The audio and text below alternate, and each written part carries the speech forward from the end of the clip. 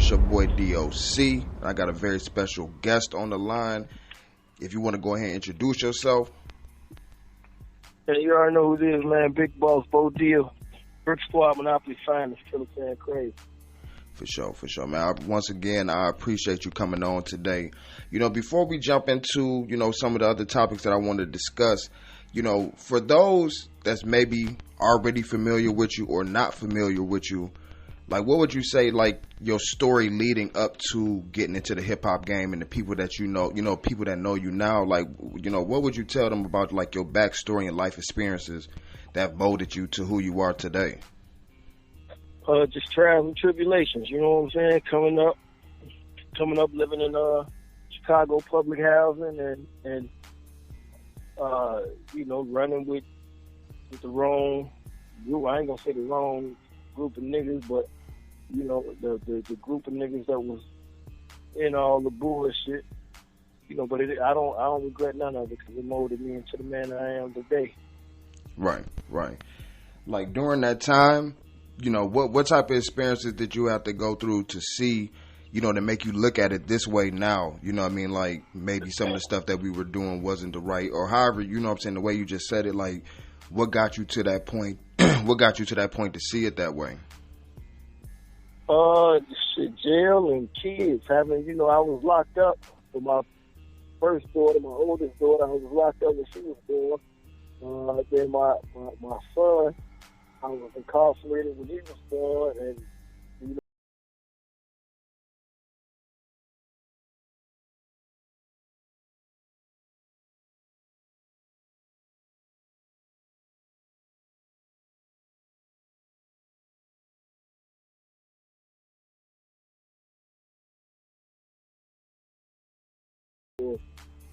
penitentiary and not being able to take care of and raise my kids the way that I like to do it.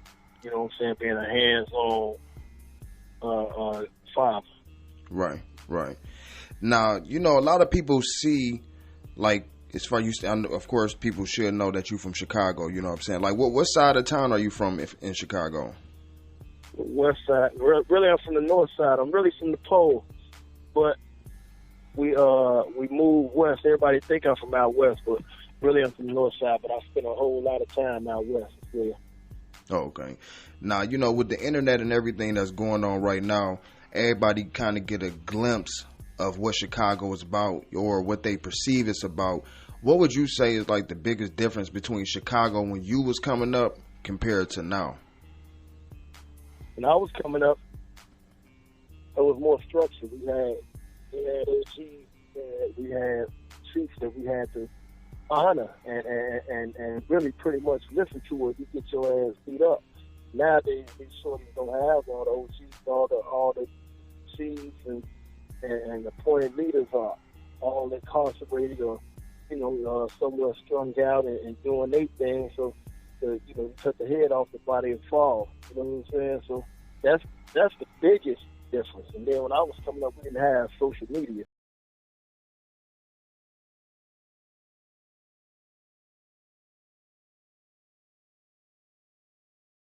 On the street and smacking them in the face and still living than getting on social media and saying something crazy about them, because now the person who you're talking about, they feel they have to do something because you done put this out here and now the world see it. So you know what I'm saying? It's a big difference, man. I blame social media and the lack of leadership for shit going on out here.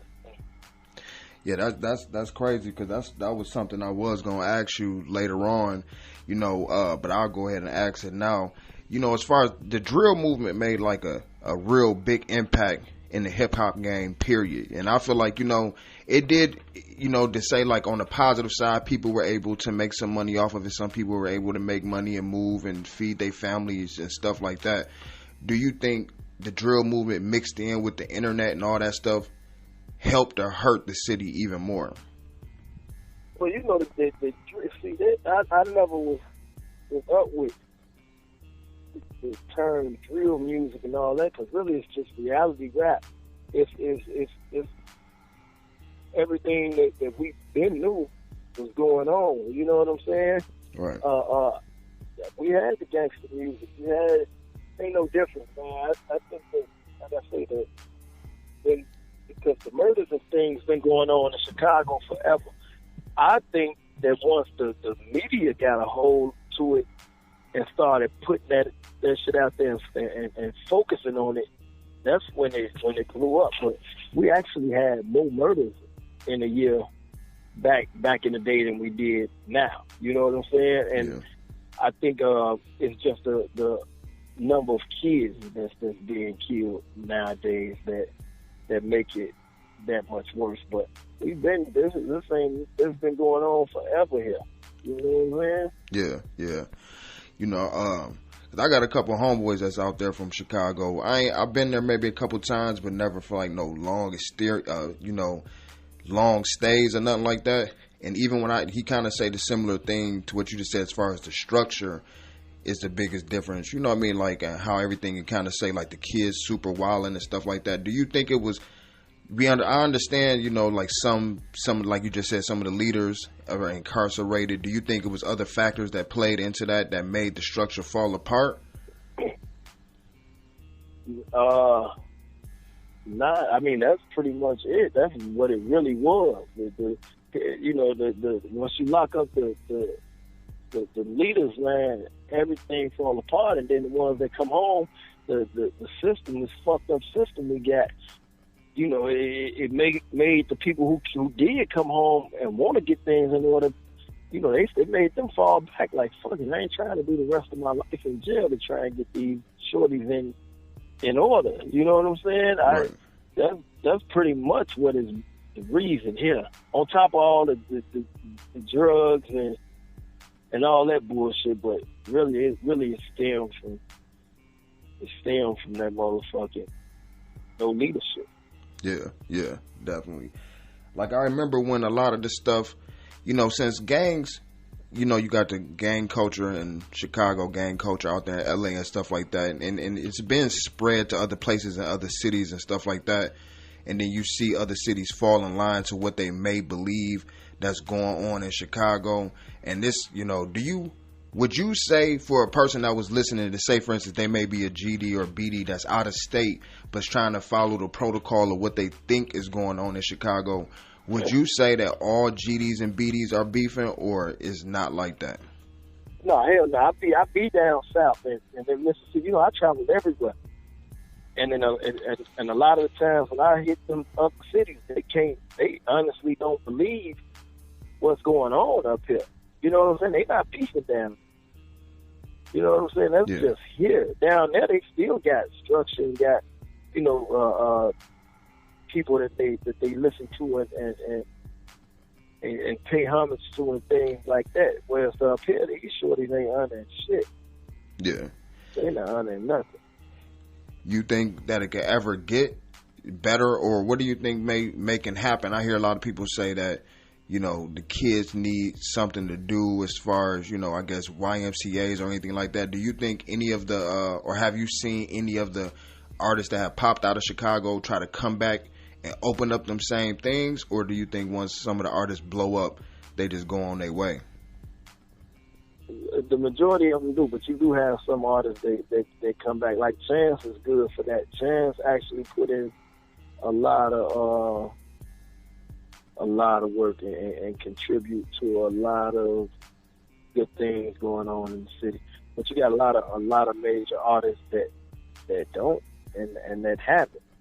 You know, they get what they gotta get and they get the fuck on. They don't really give a fuck. It's like they forget about the struggle. Yeah.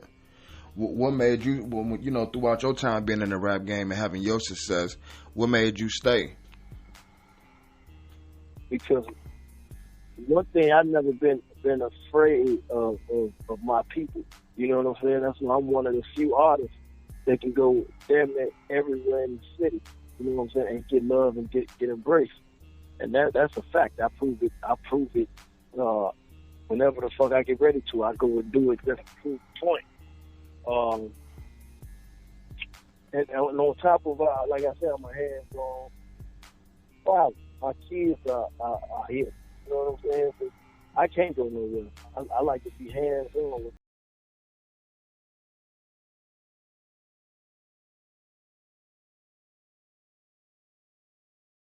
miles away. Right, yeah.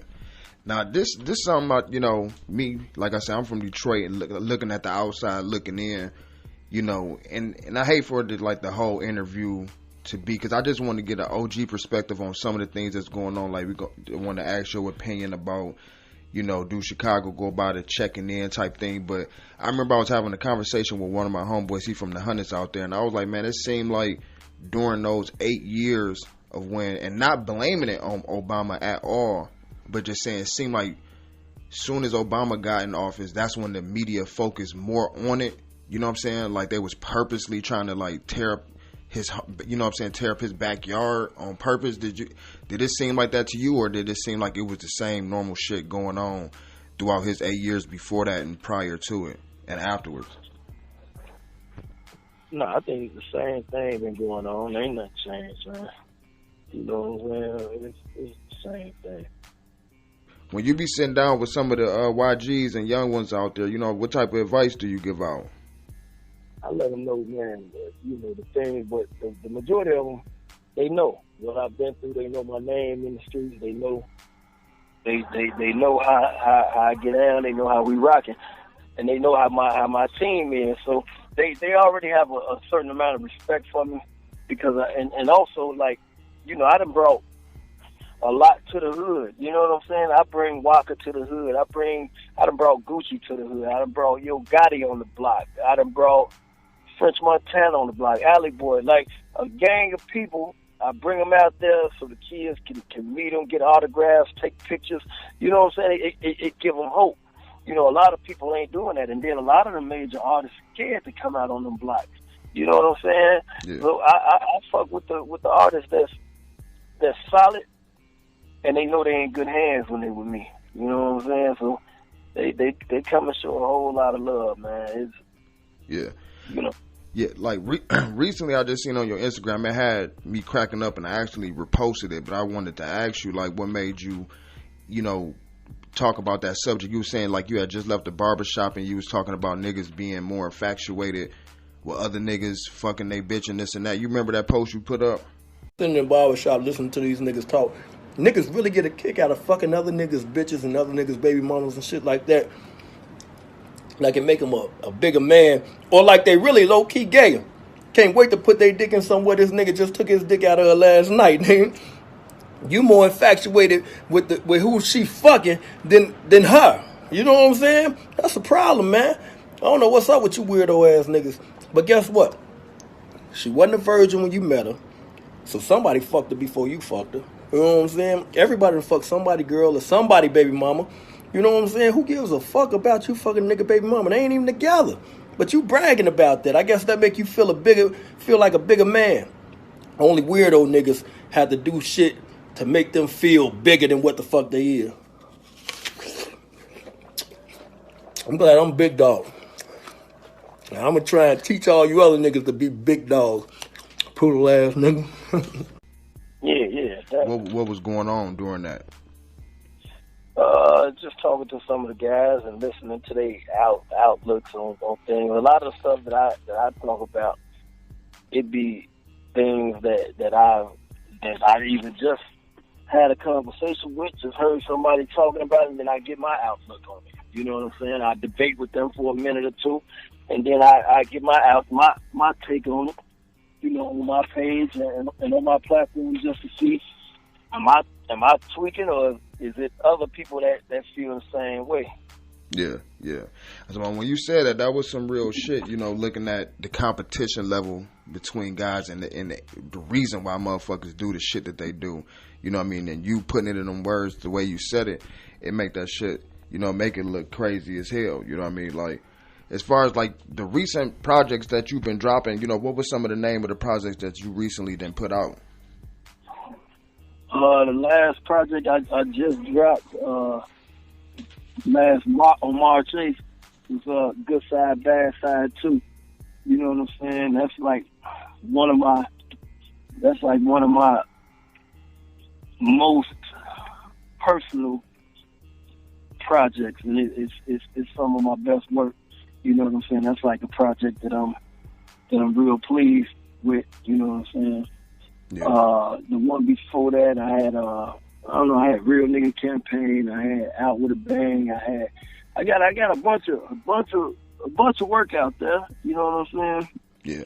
Bunch of work out there. But that last one, that Good Side Bad Side 2 is one of my favorite projects. If not my favorite project. Period. Yeah. How many tracks you got on there? I think it's 14. I think it's 15 tracks. Yeah.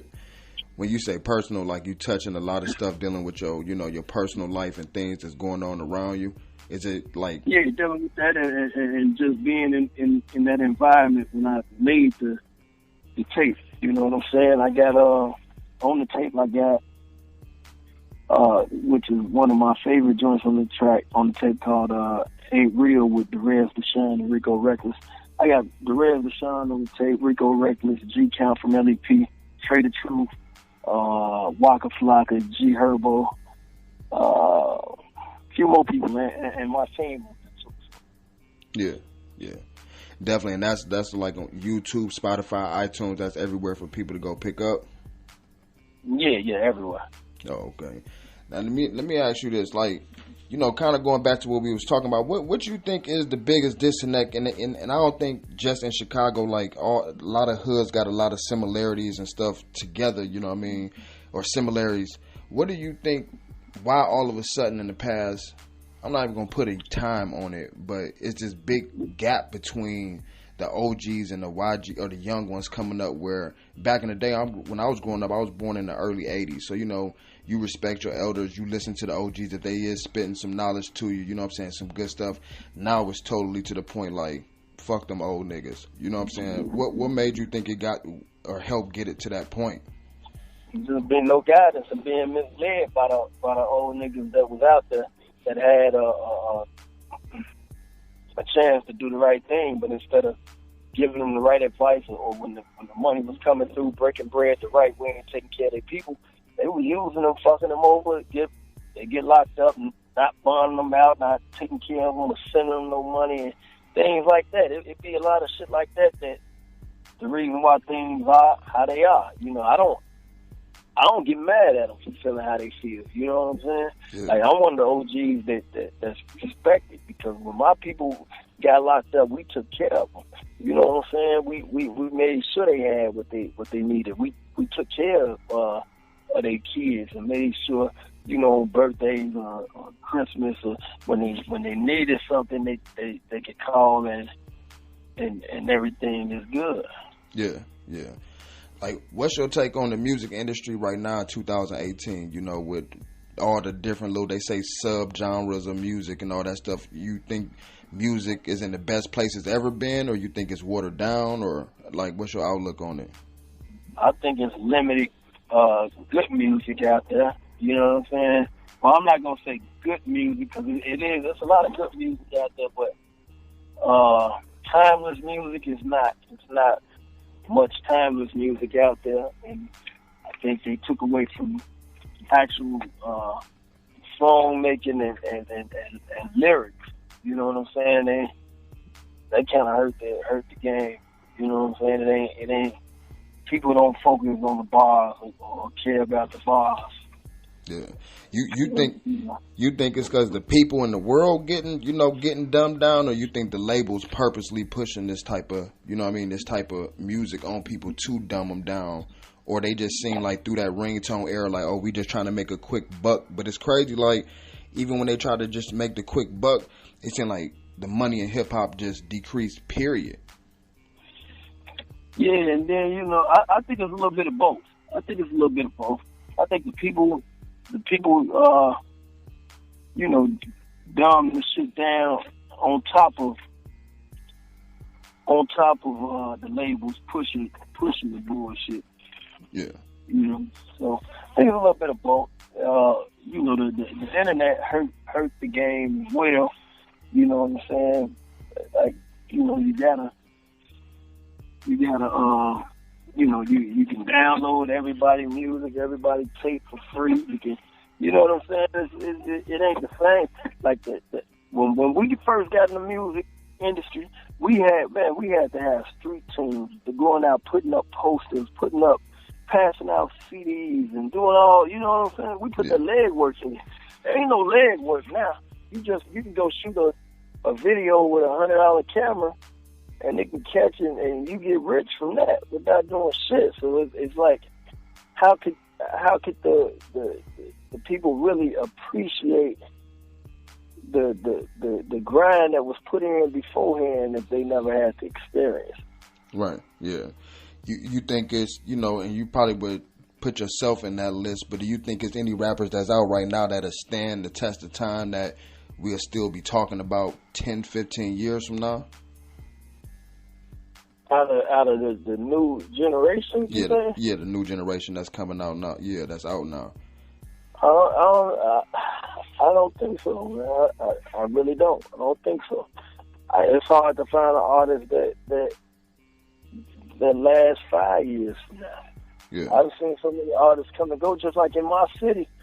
A lot of the artists that was getting down when I first got in it, they gone. There's only a couple of them that's still around and still working. Right. You know what I'm saying? So it's kind of bad, man. Yeah. And it seemed like you said with the internet in it and people being able to do, you know, just make a quick little song and possibly blow, it seemed like a lot of antics then got involved in it to make people come to the videos and they not even there really for the music. They just want to see what type of weird shit the motherfucker gonna do. You know, you think in the hip hop game like they really pushing a gay agenda, or do you think these niggas just gay? I think them niggas just gay. Like I don't know, man. I think they just some faggot ass niggas. And I've never been the one to bite my tongue about none of that. I'm gonna speak my mind when it comes to shit like that. I think they some faggot ass niggas. Yeah, shit crazy because I ain't never seen, especially within our community, I ain't never seen like this amount. Like, you know, growing up in the 80s, I wouldn't even say I grew up going in high school or middle school that I didn't even really see nobody that was gay. And if it was, they kept it to themselves. Now it's just so flamboyant, it seemed like. But now that's like becoming a marketing tool to sell music. You know what I mean? Yeah. I mean, I believe the same thing. And one of the last things that I wanted to ask you, you know what I mean, because I wanted to clear something up, you know what I mean, because it'd be a lot of discussions I see in forums or going up and down my timeline on Instagram or on Twitter, you know what I mean, as far as just related to Chicago and different music. I hate the fact when I hear people say that, you know, it's a lot of police shootings that's been going on, and then when like an incident happened, maybe when a little kid gets killed, or you know, or it's like maybe gang-related violence, they be like, okay, where's Black Lives Matter at now? You hear some white people or even some black people say it. To clear up that false narrative, it's different organizations and stuff marching around Chicago that's trying to stop the violence. They not only just coming out when the police is killing us, it's other organizations trying to stop the violence and everything around there. Yeah, it is. It's a lot of organizations that work in the community and put in work with the community. You know what I'm saying? It's a bunch of them. I ain't seen no Black Lives Matter though people at all. I ain't never seen none of them personally, except when you know a police kill somebody black. I don't see them while we're killing each other. Yeah. You think it's because they trying to some type of money to be made off of it? Is that when Black Lives Matter come around to get some funds or something? Probably so, man. Probably so. I really never even looked into it, man. I think it's some bullshit, if you ask me. Yeah. If it was some last things that you wanted to say, you know what I mean, before we wrapped up the interview, you know, you want to plug any of your social media or anything else that you got going on? Yeah, you just, follow me on Instagram at BoDealBSM, on Facebook at BoDeal, Snapchat, BoDealBSM, on Twitter at BoDeal. For sure, man. Well, I greatly appreciate your time, bro. All right, bro.